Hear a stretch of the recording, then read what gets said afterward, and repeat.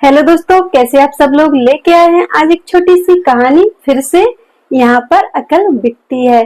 तो दोस्तों, अगर आपको कहानी पसंद आए तो हमें जरूर बताइएगा और आपको हमारी कहानी कैसी लगती है ये भी बताइएगा। चलिए सुनाते हैं हम आपको। एक रौनक नाम का लड़का था। जैसा उसका नाम था वैसा ही उसका रूप था। अकल के मुकाबले में उसका कोई मुकाबला नहीं कर सकता था। एक दिन उसने क्या किया, अपनी दुकान के बाहर बड़े बड़े अक्षरों में उसने लिख दिया कि यहाँ पर अकल बिकती है। रौनक को विश्वास था कि एक दिन उसकी दुकान चल पड़ेगी। रौनक का घर बीच बाजार में था, तो वहाँ से जितने भी लोग गुजर रहे थे उस बोर्ड को पढ़ते जा रहे थे और हंसते जा रहे थे। ऐसे ही बहुत दिन गुजर गए। एक महाजन का लड़का आया जिसका नाम था गप्पू। तो वह दुकान के अंदर गया। जब उसने बोर्ड पर पढ़ा कि यहाँ पर अकल बिकती है, फिर वो दुकान के अंदर गया और रौनक से बोला कि भाई, यहाँ पर अकल बिकती है, वह कितने रुपये की है। तो रौनक ने कहा, वो तो आप पर निर्भर करता है कि आप अकल के कितने पैसे दोगे।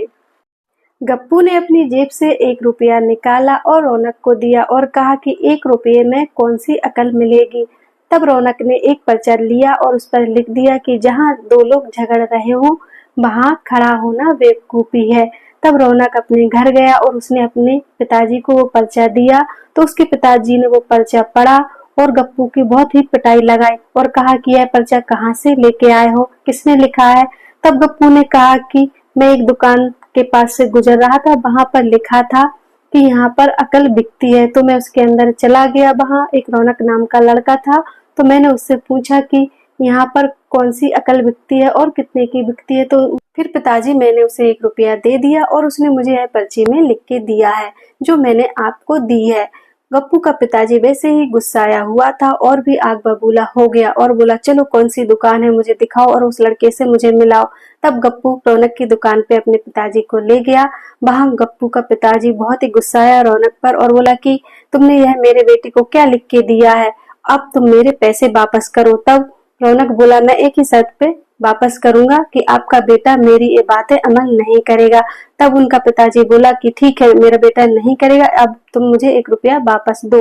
तो रौनक ने गप्पू के पिताजी के वादे अनुसार वह 1 रुपया वापस कर दिया। फिर क्या होता है, वे दोनों वहां से चले गए।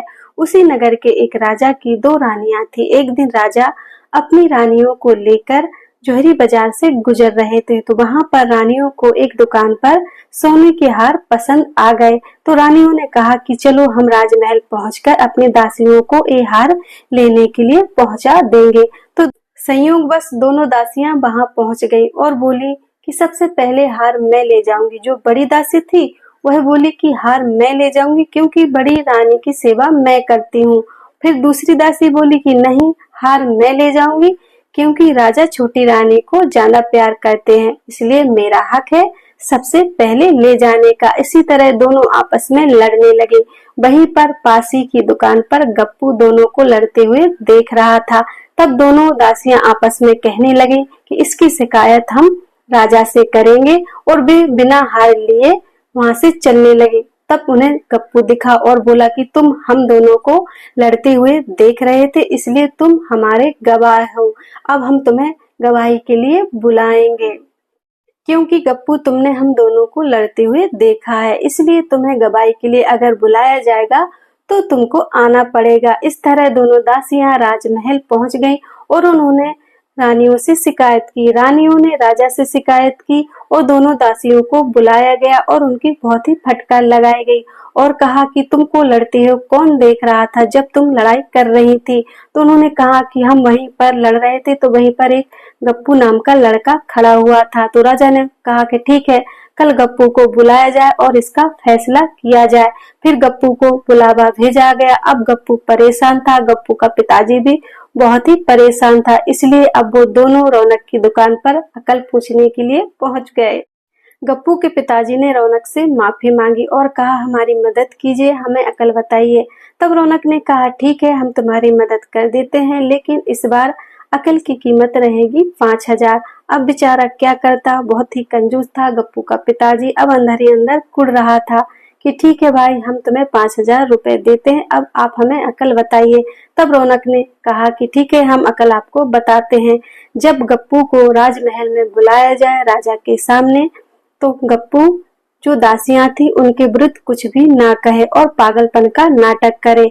तो इसी तरह गप्पू को राजमहल में बुलाया गया और गप्पू ने पागलपन का नाटक किया और दासियों के बारे में कुछ भी नहीं कहा। अब राजा ने कहा कि यह तो पागल है, इसकी बात पर कैसे विश्वास किया जाए कि किसने सबसे पहले झगड़ा किया था। तो राजा ने क्या किया कि दोनों रानियों को आदेश दिया कि तुम ही अपनी दासियों को सजा दो, क्योंकि यह पता लगाना बड़ा ही मुश्किल है कि सबसे पहले झगड़ा किसने शुरू किया था। अब हम पागल की बातों पर विश्वास तो कुछ कर नहीं सकते, इसलिए यह फैसला हमने तुम्हें को ही दिया है कि अब तुम दोनों रानी ही फैसला करो कि इन दासियों का क्या करना है।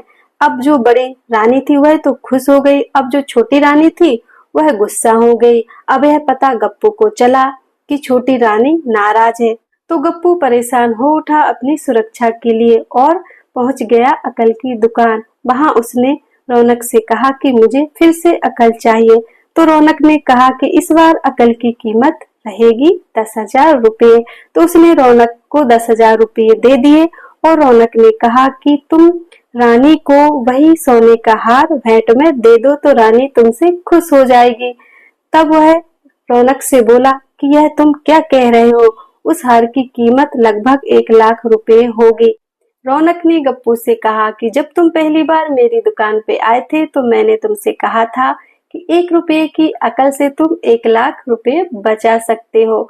मैंने जो तुम्हें पर्ची में लिखकर अकल दी थी उसमें लिखा था कि जहाँ झगड़ा हो रहा हो वहाँ खड़ा नहीं होना चाहिए, लेकिन तुमने मेरी अकल का इस्तेमाल नहीं किया जो मैंने तुम्हें उसमें अकल लिखकर दी थी पर्ची में। अब तुम्हारे लिए यही रास्ता है कि तुम रानी को 1,00,000 रुपये का हार उपहार में दो तो रानी तुमसे खुश हो जाएगी। अब क्या गप्पू को वह हार 1,00,000 का रानी को देना पड़ा। इस तरह रौनक की दुकान चल पड़ी और गप्पू और उसके पिताजी सर पीट के रह गए। अगर आपको ये हमारी कहानी पसंद आई हो तो कमेंट बॉक्स में जरूर बताइएगा फ्रेंड्स। धन्यवाद।